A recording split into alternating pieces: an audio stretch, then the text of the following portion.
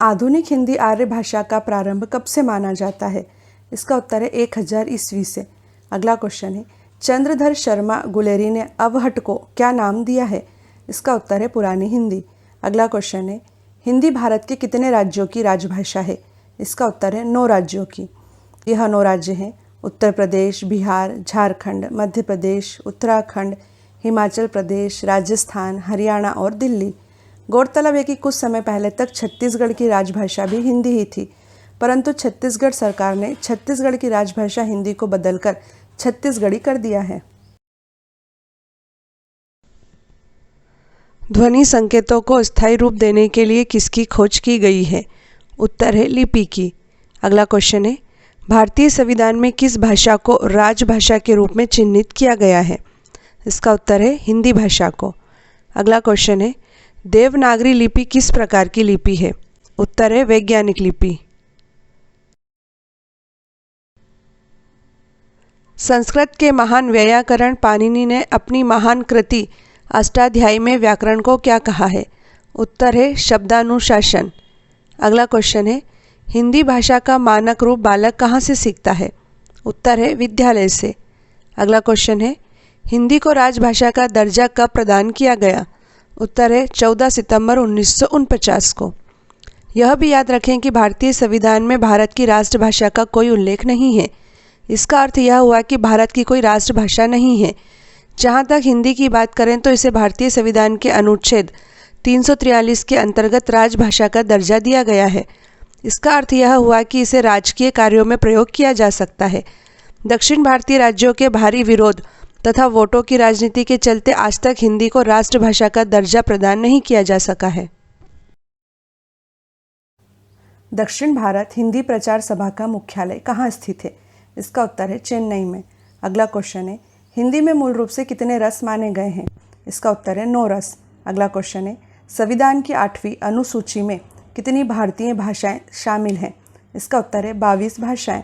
संविधान की 8वीं अनुसूची में शामिल इन 22 भाषाओं के नाम हैं असमी, बंगाली, बोडो, डोंगरी, गुजराती, हिंदी, कन्नड़, कश्मीरी, कोंकणी, मैथिली, मलयालम, मणिपुरी, मराठी, नेपाली, उड़िया, पंजाबी, संस्कृत, संथाली, सिंधी, तमिल, तेलुगु और उर्दू। भाषा परिवार के आधार पर हिंदी किस परिवार की भाषा है? इसका उत्तर है भारोपीय अर्थात इंडो यूरोपियन परिवार की भाषा। अगला क्वेश्चन है, भारत में बोलने वालों के प्रतिशत के आधार पर कौन सा परिवार सबसे बड़ा भाषा परिवार है? इसका उत्तर है भारोपीय परिवार। अगला क्वेश्चन है, भारत में बोलने वालों के प्रतिशत के आधार पर कौन सा परिवार दूसरा सबसे बड़ा भाषा परिवार है? इसका उत्तर है द्रविड़ भाषा परिवार। प्राकृत की अंतिम अवस्था अपभ्रंश के अवहट से किस भाषा का आविर्भाव माना जाता है? इसका उत्तर है हिंदी भाषा का। अगला क्वेश्चन है, आकृति या रूप के आधार पर हिंदी किस प्रकार की भाषा है? इसका उत्तर है वियोगात्मक या विश्लिष्ट भाषा। अगला क्वेश्चन है, भारत में कितने भाषा परिवार मिलते हैं? इसका उत्तर है 4 भाषा परिवार जो हैं भारोपीय, द्रविड़, ऑस्ट्रिक व चीनी तिब्बती। सामान्यतः हिंदी भाषा के इतिहास का आरंभ किस भाषा से माना जाता है? इसका उत्तर है अपभ्रंश से। अगला क्वेश्चन है, संघ की राजभाषा हिंदी और लिपि देवनागरी होगी, यह संविधान के किस अनुच्छेद में कहा गया है? इसका उत्तर है अनुच्छेद 343 में।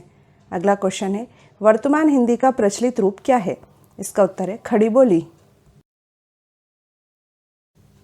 हिंदी भाषा की बोलियों के वर्गीकरण के आधार पर छत्तीसगढ़ी बोली क्या है? इसका उत्तर है पूर्वी हिंदी। अगला क्वेश्चन है, हिंदी भाषा के विकास का सही अनुक्रम क्या है? इसका उत्तर है पाली, प्राकृत, अपभ्रंश और हिंदी। अगला क्वेश्चन है, हिंदी खड़ी बोली किस अपभ्रंश से विकसित हुई है? इसका उत्तर है षोडशैनी से। हिंदी दिवस प्रतिवर्ष किस दिन मनाया जाता है? इसका उत्तर है 14 सितंबर को। अगला क्वेश्चन है, भाषा की सार्थक इकाई क्या है? इसका उत्तर है वाक्य। अगला क्वेश्चन है, भाषा की सबसे छोटी इकाई क्या है? इसका उत्तर है ध्वनि या वर्ण। गौरतलब है कि ध्वनि वर्ण का उच्चारित रूप है और वर्ण ध्वनि का लिखित रूप है। वर्णों के व्यवस्थित समूह को क्या कहते हैं? इसका उत्तर है वर्णमाला। अगला क्वेश्चन है, मूलतः हिंदी में उच्चारण के आधार पर कितने वर्ण होते हैं? इसका उत्तर है 45 वर्ण, जिसमें 10 स्वर तथा 35 व्यंजन होते हैं। अगला क्वेश्चन है, मूलतः हिंदी में लेखन के आधार पर कितने वर्ण होते हैं? इसका उत्तर है 52 वर्ण, जिसमें 13 स्वर, 35 व्यंजन तथा 4 संयुक्त व्यंजन होते हैं। 4 संयुक्त व्यंजन कौन से होते हैं? इसका उत्तर है क्ष, त्र, ज्ञ और श्र। अगला क्वेश्चन है, भाषा निर्माण की इकाइयों का सही अनुक्रम क्या है? उत्तर है ध्वनि, शब्द, पद, वाक्य। अगला क्वेश्चन है, किसी शब्द में आए हुए अक्षरों को मात्राओं सहित कहने या लिखने की रीति को क्या कहते हैं? इसका उत्तर है वर्तनी। किसी प्राणी, वस्तु, स्थान, भाव आदि का नाम उसकी क्या कही जाती है? इसका उत्तर है संज्ञा अर्थात नाउन। अगला क्वेश्चन है, व्युत्पत्ति के आधार पर संज्ञा कितने प्रकार की होती है? इसका उत्तर है 3 प्रकार की। पहली है रूढ़ संज्ञा, जैसे राम, यमुना। सेकंड है यौगिक संज्ञा, जैसे पनघट, पाठशाला। तथा तीसरी है योग रूढ़, जैसे जलज। अगला क्वेश्चन है, अर्थ की दृष्टि से संज्ञा कितने प्रकार की होती है? इसका उत्तर है 5 प्रकार की। अर्थ की दृष्टि से संज्ञा 5 प्रकार की होती है, जो इस प्रकार है: व्यक्तिवाचक संज्ञा, जातिवाचक संज्ञा, द्रव्यवाचक संज्ञा, समूहवाचक संज्ञा एवं भाववाचक संज्ञा। वह संज्ञा जो किसी व्यक्ति, स्थान या वस्तु का बोध कराती है, जैसे राम, गंगा, रायपुर, हिमालय आदि, किस प्रकार की संज्ञा कहलाती है? उत्तर है व्यक्तिवाचक संज्ञा। अगला क्वेश्चन है, जिस संज्ञा शब्द से उस सामग्री या पदार्थ का बोध होता है जिससे कोई वस्तु बनी है, जैसे सोना, चांदी, तांबा, लोहा, तेल, पानी, घी, धुआं, ऑक्सीजन आदि, इस प्रकार की संज्ञा क्या कहलाती है? इसका उत्तर है द्रव्यवाचक संज्ञा। अगला क्वेश्चन है, वह संज्ञा जो एक ही प्रकार की वस्तुओं का अर्थात पूरी जाति का बोध कराती है, जैसे नदी, पर्वत, लड़की, लड़का आदि, किस प्रकार की संज्ञा कहलाती है? इसका उत्तर है जातिवाचक संज्ञा। इसे हम एक उदाहरण से समझने का प्रयास करते हैं। जैसे नदी एक जातिवाचक संज्ञा है, क्योंकि यह हमें सभी नदियों का बोध कराती है, किंतु महानदी छत्तीसगढ़ राज्य की एक विशेष नदी का नाम है, इसलिए महानदी व्यक्तिवाचक संज्ञा है।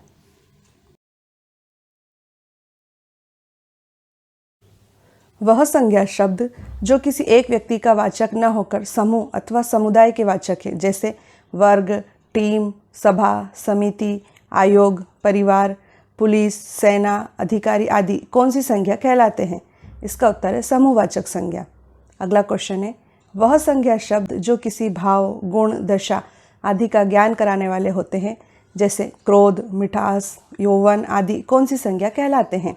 इसका उत्तर है भाववाचक संज्ञा।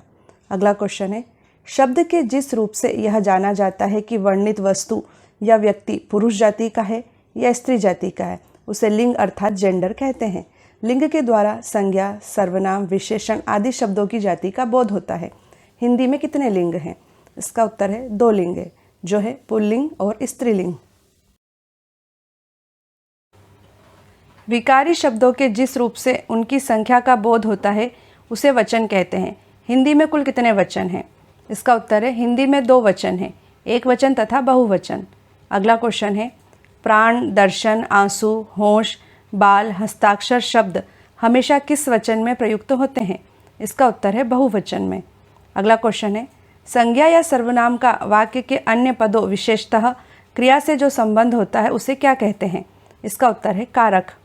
इसे हम एक उदाहरण से समझते हैं। लक्ष्मण ने इंद्रजीत को बाण से मारा।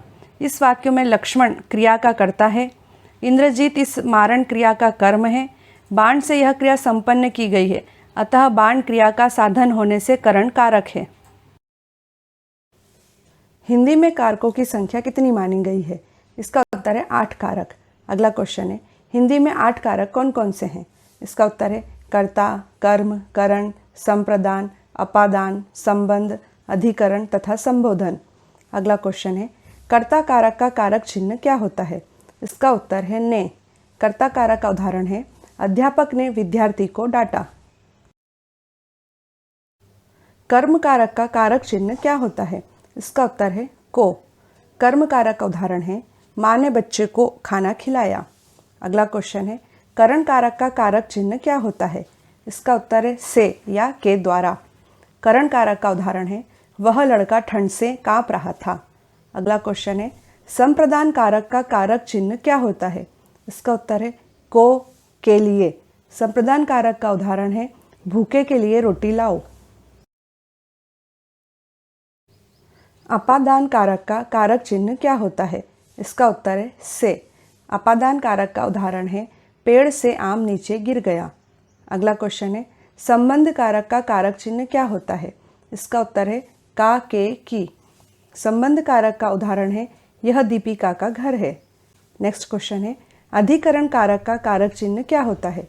इसका उत्तर है में, पर। अधिकरण कारक का उदाहरण है वीर सिपाही युद्ध भूमि में मारा गया। संबोधन कारक का कारक चिन्ह क्या होता है? इसका उत्तर है हे, अरे, ओ, ए। संबोधन कारक का उदाहरण है हे ईश्वर मेरे साथ ही ऐसा क्यों होता है।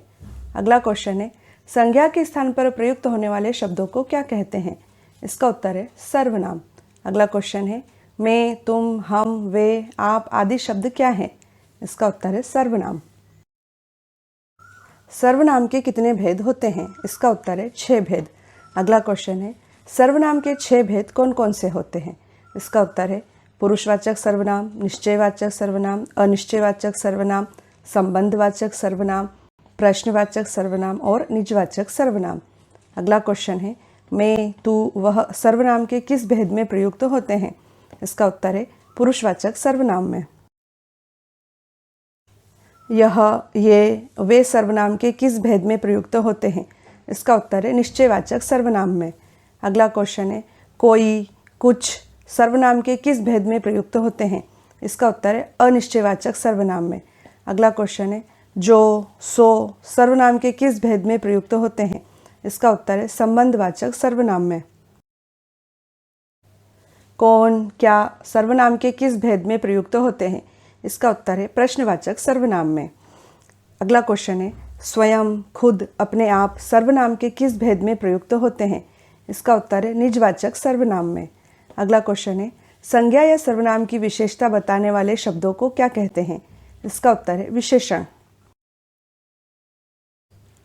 जो शब्द विशेषता बताते हैं उन्हें तो विशेषण कहा जाता है, परंतु जिसकी विशेषता बताई जाती है उसे क्या कहा जाता है? इसका उत्तर है विशेष्य। उदाहरण के लिए, मोटा लड़का हंस पड़ा। यहाँ मोटा विशेषण है, जबकि लड़का विशेष्य है क्योंकि इस लड़के की विशेषता है कि वह मोटा है। अगला क्वेश्चन है, जिस शब्द से किसी कार्य का होना या करना समझा जाए, जैसे खाना, पीना, पढ़ना, सोना, रहना, जाना आदि, उसे क्या कहते हैं? उसका उत्तर है क्रिया। अगला क्वेश्चन है, क्रिया के मूल रूप अर्थात मूलांश को क्या कहते हैं? इसका उत्तर है धातु। गौरतलब है कि क्रिया के सभी रूपों में धातु उपस्थित रहती है। जैसे चलना क्रिया में चल धातु है, पढ़ना क्रिया में पढ़ धातु है। प्रायः धातु में ना प्रत्यय जोड़कर क्रिया का निर्माण होता है। धातु को पहचानने का एक सरल सूत्र यह है कि दिए गए शब्दांश में ना लगाकर देखें और यदि ना लगने पर क्रिया बने तो समझना चाहिए कि वह शब्दांश धातु है, या फिर क्रिया के साधारण रूपों में ना हटा देने से जो शेष बचे वह क्रिया की धातु है। पहले शब्द के अंतिम वर्ण एवं दूसरे शब्द के आदि वर्णों के मेल से जो विकार अथवा परिवर्तन होता है उसे क्या कहते हैं? इसका उत्तर है संधि। अगला क्वेश्चन है, संधि के नियमों द्वारा मिले वर्णों को फिर मूल अवस्था में ले आने को क्या कहते हैं? इसका उत्तर है संधि विच्छेद। अगला क्वेश्चन है, संधि के पहले वर्ण के आधार पर संधि के कितने भेद किए जाते हैं? इसका उत्तर है 3 भेद, जो है स्वर संधि, व्यंजन संधि और विसर्ग संधि। संधि का पहला वर्ण यदि स्वर वर्ण हो तो वह कौन सी संधि कहलाती है? इसका उत्तर है स्वर संधि। अगला क्वेश्चन है, संधि का पहला वर्ण यदि व्यंजन वर्ण हो तो वह कौन सी संधि कहलाती है? इसका उत्तर है व्यंजन संधि। अगला क्वेश्चन है, संधि का पहला वर्ण यदि विसर्ग हो तो वह कौन सी संधि कहलाती है? इसका उत्तर है विसर्ग संधि। स्वर के बाद स्वर अर्थात 2 स्वरों के मेल से जो विकार अथवा परिवर्तन होता है, जैसे सूर्य प्लस अस्त बराबर सूर्यास्त, किस प्रकार की संधि कहलाती है? इसका उत्तर है स्वर संधि। अगला क्वेश्चन है, स्वर संधि के 5 भेद कौन से होते हैं? इसका उत्तर है दीर्घ संधि, गुण संधि, वृद्धि संधि, यण संधि और अयाधि संधि। ह्रस्व या दीर्घ स्वर अ, ई, उ के पश्चात क्रमशः हश्व या दीर्घ स्वर अ ई उ आ जाए तो दोनों को मिलाकर दीर्घ आ ई उ हो जाते हैं। जैसे मत प्लस अनुसार बराबर मतानुसार। इस प्रकार की संधि कौन सी संधि कहलाती है? इसका उत्तर है दीर्घ संधि। यदि अ और आ के बाद ई या ई, उ या उ और री स्वर आए तो दोनों के मिलने से क्रमशः ए, ओ और अर हो जाते हैं। जैसे महा प्लस इंद्र बराबर महेंद्र। इस प्रकार की संधि कौन सी संधि कहलाती है? इसका उत्तर है गुण संधि। अगला क्वेश्चन है, अ या आ के बाद ए या ए आए तो दोनों के मेल से ए हो जाता है, और अ और आ के पश्चात ओ या ओ आए तो दोनों के मेल से ओ हो जाता है। जैसे सदा प्लस एव बराबर सदैव। इस प्रकार की संधि कौन सी संधि कहलाती है? इसका उत्तर है वृद्धि संधि।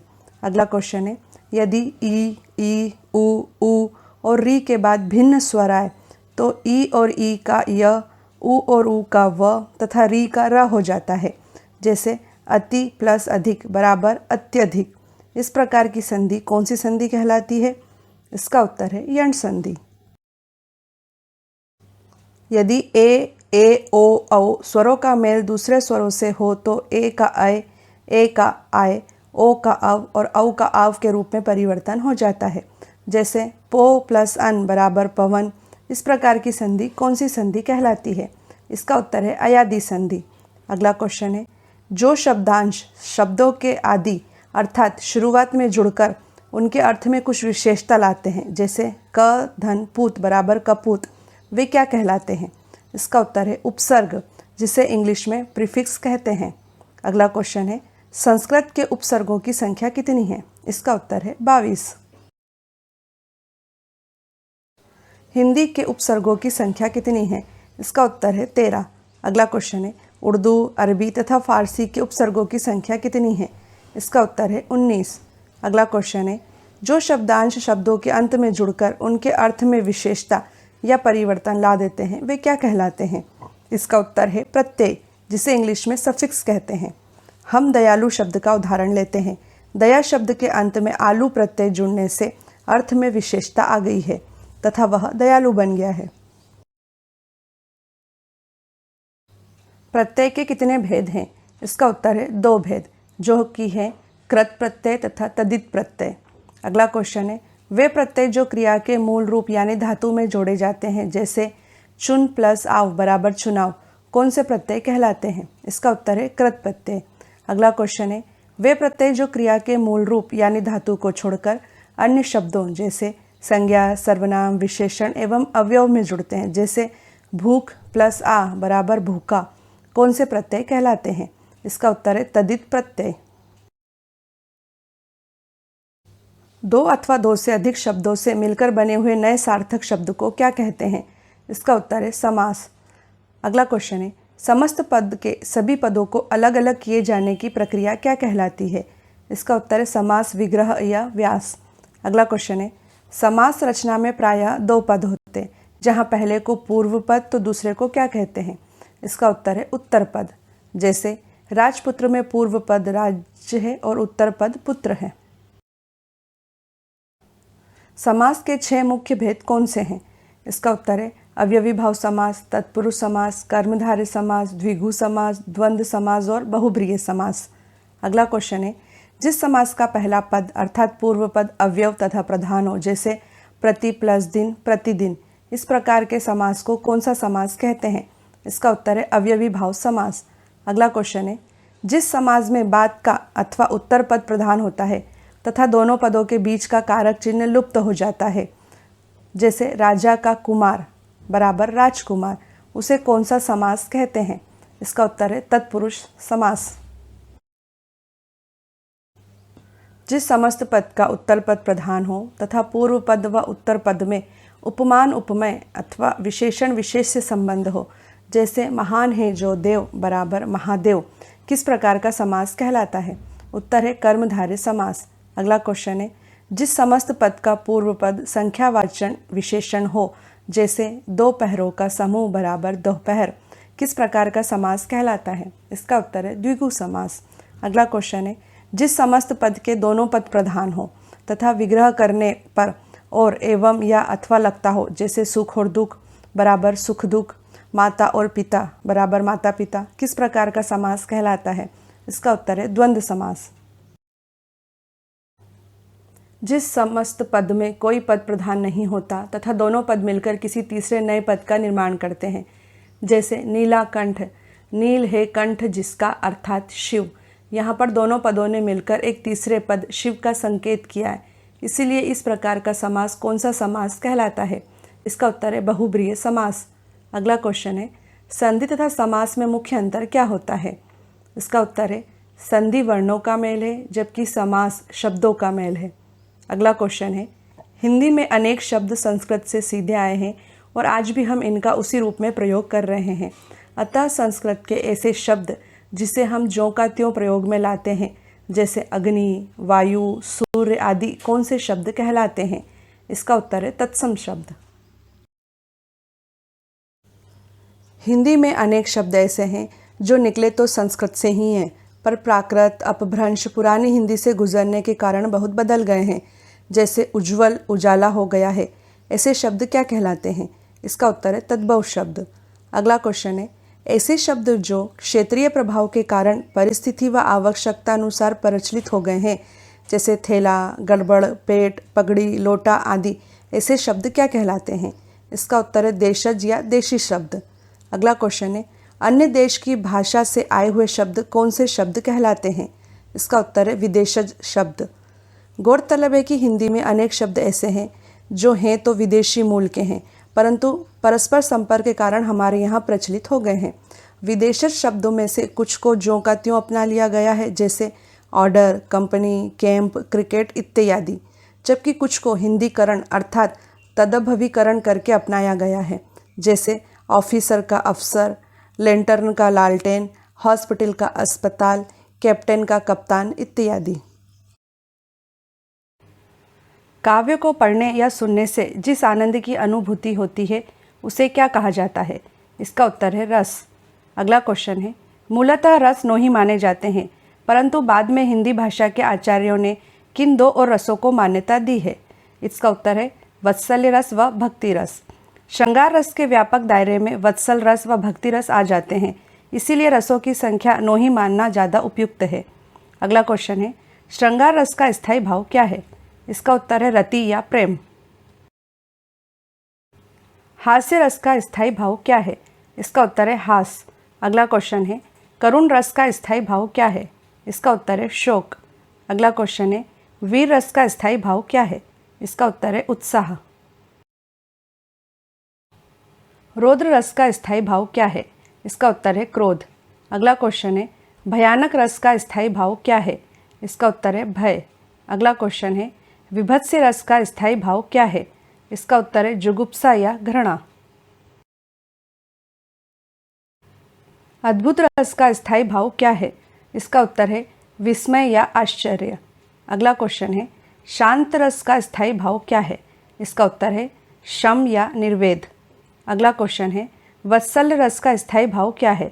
इसका उत्तर है वात्सल्य रति।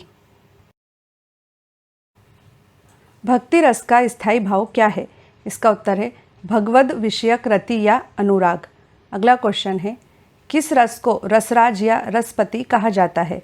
इसका उत्तर है श्रृंगार रस को। अगला क्वेश्चन है, नाटक में केवल 8 रस ही माने जाते हैं, नाटक में 9 मूल रसों में से किसे रस नहीं माना जाता है? इसका उत्तर है शांत रस। वर्णों या मात्राओं के नियमित संख्या के विन्यास से यदि आह्लाद अर्थात आनंद पैदा हो तो उसे क्या कहते हैं? इसका उत्तर है छंद। अगला क्वेश्चन है, छंद शास्त्र के आदि प्रणेता किस ऋषि के नाम पर छंद को पिंगल भी कहते हैं? इसका उत्तर है पिंगल ऋषि के नाम पर। अगला क्वेश्चन है, छंद का सर्वप्रथम उल्लेख कहाँ मिलता है? इसका उत्तर है ऋग्वेद में। छंद कितने प्रकार के होते हैं? इसका उत्तर है 3 प्रकार के, वर्णिक छंद, मात्रिक छंद तथा मुक्त छंद। अगला क्वेश्चन है, जिस छंद के पहले तथा तीसरे चरणों में 13-13 और दूसरे तथा चौथे चरणों में 11-11 मात्राएं होती हैं, वह छंद क्या कहलाता है? इसका उत्तर है दोहा। अगला क्वेश्चन है, चौपाई के प्रत्येक चरण में कितनी मात्राएं होती हैं? इसका उत्तर है 16 मात्राएं। अर्ध सममात्रिक छंद के उदाहरण क्या है? इसका उत्तर है दोहा, सोरठा, बरवे और उल्लाला। अगला क्वेश्चन है दोहा का उल्टा क्या होता है? इसका उत्तर है सोरठा। अगला क्वेश्चन है जिस छंद के पहले तथा तीसरे चरणों में 11-11 और दूसरे तथा चौथे चरणों में 13-13 मात्राएं होती हैं वह छंद क्या कहलाता है? इसका उत्तर है सोरठा। चौपाई किस छंद का उदाहरण है? इसका उत्तर है सममात्रिक छंद का। अगला क्वेश्चन है जो शब्द काव्य की शोभा बढ़ाते हैं उसे क्या कहते हैं? इसका उत्तर है अलंकार। अगला क्वेश्चन है जब एक ही शब्द ज़्यादा बार प्रयोग हो पर हर बार अर्थ अलग अलग आए, जैसे कनक कनकते 100 गुनी मादकता अधिकाय, व खाए बोराए नर व पाए बोराए, यहाँ पर कौन सा अलंकार होता है? इसका उत्तर है यमक अलंकार। यहाँ पहले कनक का मतलब धतूरा जो कि एक नशीला पदार्थ है उससे है, जबकि दूसरे कनक का मतलब सोने से है। जहाँ पर कोई एक शब्द एक ही बार आए पर उसके अर्थ अलग अलग निकले, जैसे रावण सर सरोज बनचारी, चली रघुवीर सिलीमुख, यहाँ पर कौन सा अलंकार होता है? इसका उत्तर है श्लेष अलंकार। यहाँ सिलीमुख शब्द के 2 अर्थ निकल रहे हैं। इस शब्द का पहला अर्थ बाण से है एवं दूसरा अर्थ भ्रमर अर्थात भंवरे से है। अगला क्वेश्चन है जहाँ एक वस्तु या प्राणी की तुलना दूसरी प्रसिद्ध वस्तु के साथ की जाती है, जैसे हरिपद कोमल कमल, वहाँ कौन सा अलंकार होता है? इसका उत्तर है उपमा अलंकार। उपमा अलंकार के इस उदाहरण में हरि अर्थात विष्णु के पैरों की तुलना कमल के फूल से की गई है। अगला क्वेश्चन है जब किसी वस्तु का बहुत अधिक बढ़ा चढ़ाकर वर्णन किया जाए, जैसे हनुमान की पूंछ में लग न पाई आग, लंका सारी जल गई गए निशाचर भाग, वहाँ पर कौन सा अलंकार होता है? इसका उत्तर है अतिशयोक्ति अलंकार। जब किसी काव्य को सुंदर बनाने के लिए किसी वर्ण की बार बार आवृत्ति हो, जैसे मधुर मधुर मुस्कान मनोहर मनुज वेश का उजियाला, तो वहाँ कौन सा अलंकार कहलाता है? इसका उत्तर है अनुप्रास अलंकार। अनुप्रास अलंकार के इस उदाहरण में म वर्ण की आवृत्ति हो रही है। अगला क्वेश्चन है जब उपमान और उपमेय में अभिन्नता या अभेद दिखाया जाए, जैसे मैया में तो चंद्र खिलौना लेहों, तब यह कौन सा अलंकार कहलाता है? इसका उत्तर है रूपक अलंकार। रूपक अलंकार के इस उदाहरण में चंद्रमा एवं खिलौनों में समानता न दिखाकर चांद को ही खिलौना बोल दिया गया है। अगला क्वेश्चन है जहाँ उपमेय में उपमान के होने की संभावना का वर्णन हो, जैसे मुख मानो चंद्रमा है, तब वहाँ कौन सा अलंकार होता है? इसका उत्तर है उत्प्रेक्षा अलंकार। उत्प्रेक्षा अलंकार के इस उदाहरण में मुख के चंद्रमा होने की संभावना का वर्णन हो रहा है। छत्तीसगढ़ महिला पर्यवेक्षक परीक्षा में हिंदी भाषा के 30 अंकों के प्रश्न आएंगे, इसलिए संभावना है कि व्यापम कुछ प्रश्न एडवांस लेवल के भी पूछ सकता है। इसलिए आगे कुछ अति महत्वपूर्ण प्रश्न विशिष्ट हिंदी के भी दिए जा रहे हैं, ताकि यदि हिंदी के प्रश्न एडवांस लेवल के भी आ जाएं तो आप उन्हें आसानी से हल कर पाएं। शब्दार्थो सहितम काव्यम, यह उक्ति किसकी है? इसका उत्तर है भामह की। अगला क्वेश्चन है 2.5 अक्षर प्रेम के पढ़े सो पंडित होए, प्रस्तुत पंक्ति की रचयिता कौन है? इसका उत्तर है कबीरदास। अगला क्वेश्चन है वही मनुष्य है जो मनुष्य के लिए मरे, प्रस्तुत पंक्ति के रचयिता कौन है? इसका उत्तर है मैथिली शरण गुप्त।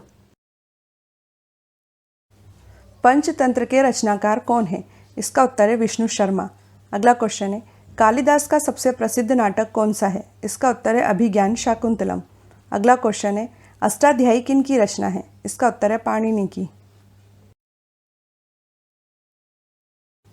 भूषण की कविता का प्रधान स्वर क्या है? इसका उत्तर है प्रशस्ति परक।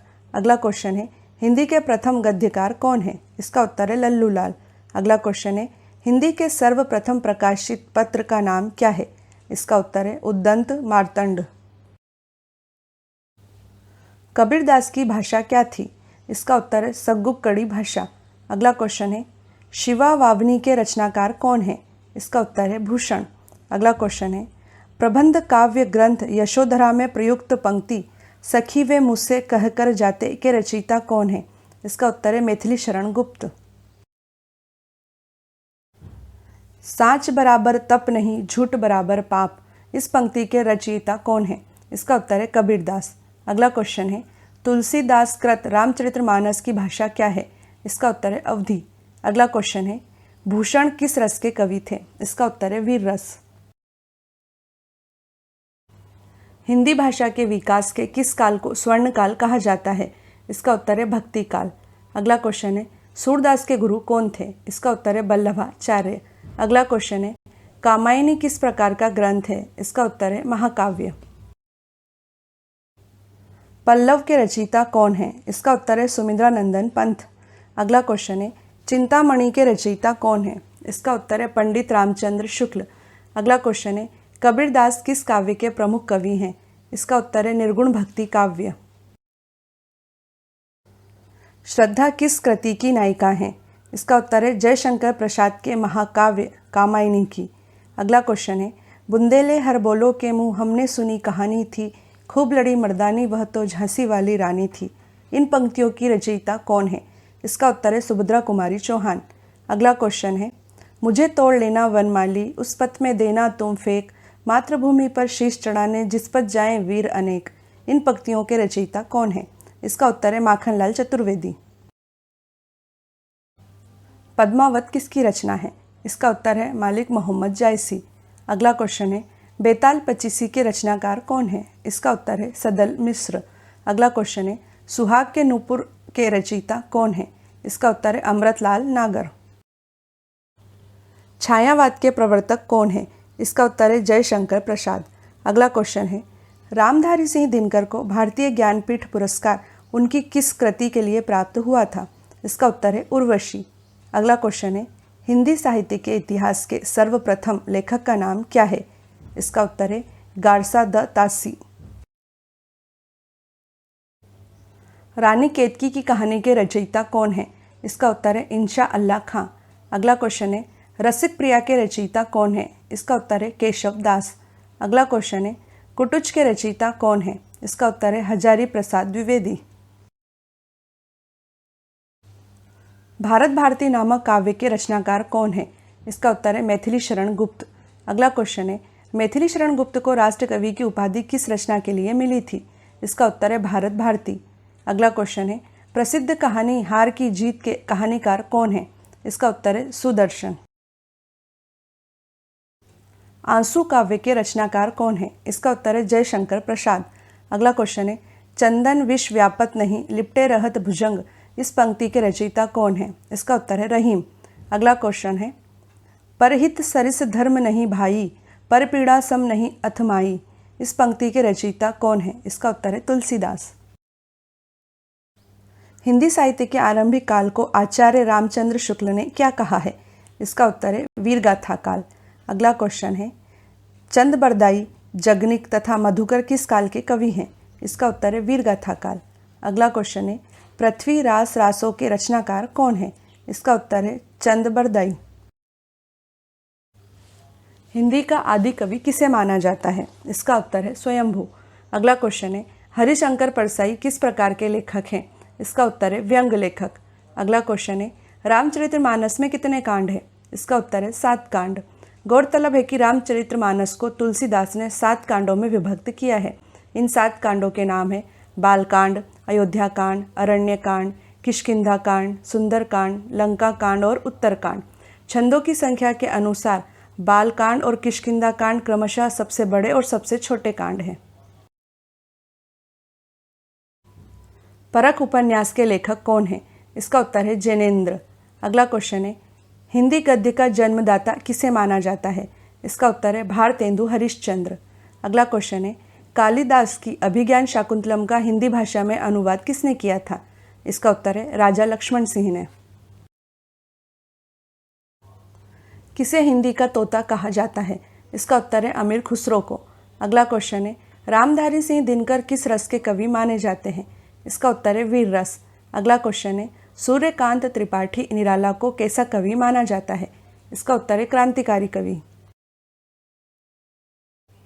विद्यापति की पदावली की भाषा क्या है? इसका उत्तर है मैथिली। अगला क्वेश्चन है, पांडे बेचैन शर्मा को किस उपनाम से भी संबोधित किया जाता है? इसका उत्तर है उग्र। अगला क्वेश्चन है, हिंदी रीति काल के प्रसिद्ध कवि बिहारी किस राजा के दरबारी कवि थे? इसका उत्तर है जयसिंह। ध्रुव स्वामिनी नाटक के रचयिता कौन है? इसका उत्तर है जयशंकर प्रसाद। अगला क्वेश्चन है, आत्मनिर्भरता नामक निबंध के रचनाकार कौन है? इसका उत्तर है बालकृष्ण भट्ट। अगला क्वेश्चन है, गंगा छवि वर्णन कविता के रचनाकार कौन है? इसका उत्तर है भारतेंदु हरिश्चंद्र।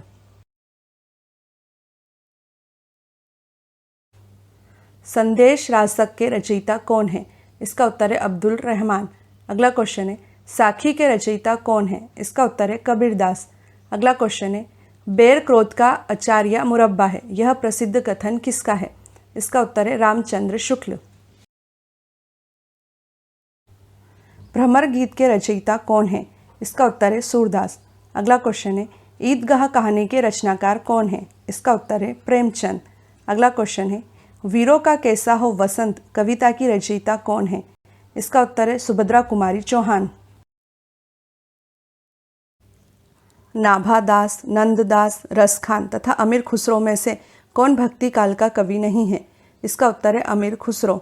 अगला क्वेश्चन है, बिहारी ने क्या लिखे हैं? इसका उत्तर है दोहे। अगला क्वेश्चन है, चांद का मुंह टेढ़ा है काव्य के रचयिता कौन है? इसका उत्तर है गजानन माधव मुक्तिबोध। तुलसीदास ने अपनी रचनाओं में किसका वर्णन किया है? इसका उत्तर है भगवान राम का। अगला क्वेश्चन है, ज्ञानपीठ पुरस्कार पाने वाले हिंदी के प्रथम साहित्यकार कौन है? इसका उत्तर है सुमिंद्रानंदन पंत। अगला क्वेश्चन है, विनय पत्रिका के रचयिता कौन है? इसका उत्तर है तुलसीदास। रामलला नहचू के रचनाकार कौन है? इसका उत्तर है तुलसीदास। अगला क्वेश्चन है, जाकी रही भावना जैसी प्रभु मूरत देखी तिन तैसी प्रस्तुत पंक्ति के रचयिता कौन है? इसका उत्तर है तुलसीदास। अगला क्वेश्चन है, प्रेम पचीसी कहानी संग्रह के रचनाकार कौन है? इसका उत्तर है प्रेमचंद। मेला आंचल के लेखक कौन है? इसका उत्तर है फणीश्वर नाथ रेणु। अगला क्वेश्चन है, चरणदास चोर किसकी प्रसिद्ध नाट्य कृति है? इसका उत्तर है हबीब तनवीर। अगला क्वेश्चन है, ज्ञान मार्गी शाखा के कवियों को किस नाम से पुकारा जाता है? इसका उत्तर है संत कवि। मानस का हंस के लेखक कौन है? इसका उत्तर है अमृतलाल नागर। अगला क्वेश्चन है, मुंशी प्रेमचंद की कृति कलम का सिपाही क्या है? इसका उत्तर है जीवनी। अगला क्वेश्चन है, खड़ी बोली के सर्वप्रथम लोकप्रिय कवि कौन माने जाते हैं? इसका उत्तर है अयोध्या सिंह उपाध्याय हरिओद। उर्वशी के रचनाकार कौन है? इसका उत्तर है रामधारी सिंह दिनकर। अगला क्वेश्चन है, सिंहासन खाली करो कि जनता आती है, इन पंक्तियों के लेखक कौन है? इसका उत्तर है रामधारी सिंह दिनकर। अगला क्वेश्चन है, मृगनयनी उपन्यास के रचनाकार कौन है? इसका उत्तर है वृंदावन लाल वर्मा। कितने पाकिस्तान नामक उपन्यास के लेखक कौन है? इसका उत्तर है कमलेश्वर। अगला क्वेश्चन है, प्रकृति के सुकुमार कवि किसे कहा जाता है? इसका उत्तर है सुमिंद्रानंदन पंत को। अगला क्वेश्चन है, एक भारतीय आत्मा किसे कहा जाता है? इसका उत्तर है माखनलाल चतुर्वेदी। ज्ञानपीठ पुरस्कार किस क्षेत्र में श्रेष्ठ कार्य के लिए दिया जाता है? इसका उत्तर है साहित्य के क्षेत्र में। अगला क्वेश्चन है, रंगभूमि उपन्यास के रचनाकार कौन है? इसका उत्तर है मुंशी प्रेमचंद। अगला क्वेश्चन है, अंधा युग उपन्यास के लेखक कौन है? इसका उत्तर है धर्मवीर भारती। राष्ट्रकवि की उपाधि किस हिंदी कवि को दी गई है? इसका उत्तर है मैथिली शरण गुप्त को। अगला क्वेश्चन है, प्रसिद्ध तिलस्मी उपन्यास चंद्रकांता के रचनाकार कौन है? इसका उत्तर है देवकी नंदन खत्री। अगला क्वेश्चन है, हिंदी की प्रसिद्ध कहानी पंच परमेश्वर के रचयिता कौन है? इसका उत्तर है मुंशी प्रेमचंद। गीतांजलि के रचनाकार कौन है? इसका उत्तर है रविंद्रनाथ टैगोर। अगला क्वेश्चन है, देशभक्ति गीत ए मेरे वतन के लोगों जरा आंख में भर लो पानी के रचनाकार कौन है? इसका उत्तर है कवि प्रदीप। अगला क्वेश्चन है, हिंदी का सर्वप्रथम अखबार का क्या नाम है? इसका उत्तर है उत्तंड मार्तंड। कली कथा बायपास की लेखिका कौन है? इसका उत्तर है अलका सरावगी। अगला क्वेश्चन है, राग दरबारी उपन्यास के रचयिता कौन है? इसका उत्तर है श्रीलाल शुक्ल। अगला क्वेश्चन है, प्रसिद्ध कहानी पूस की रात के रचनाकार कौन है? इसका उत्तर है मुंशी प्रेमचंद। हिंदी कविता को छंदों की परिधि से किसने मुक्त कराया था? इसका उत्तर है सूर्यकांत त्रिपाठी निराला। अगला क्वेश्चन है, तितली किसकी रचना है? इसका उत्तर है जयशंकर प्रसाद। अगला क्वेश्चन है, अतीत के चलचित्र की लेखिका कौन है? इसका उत्तर है महादेवी वर्मा।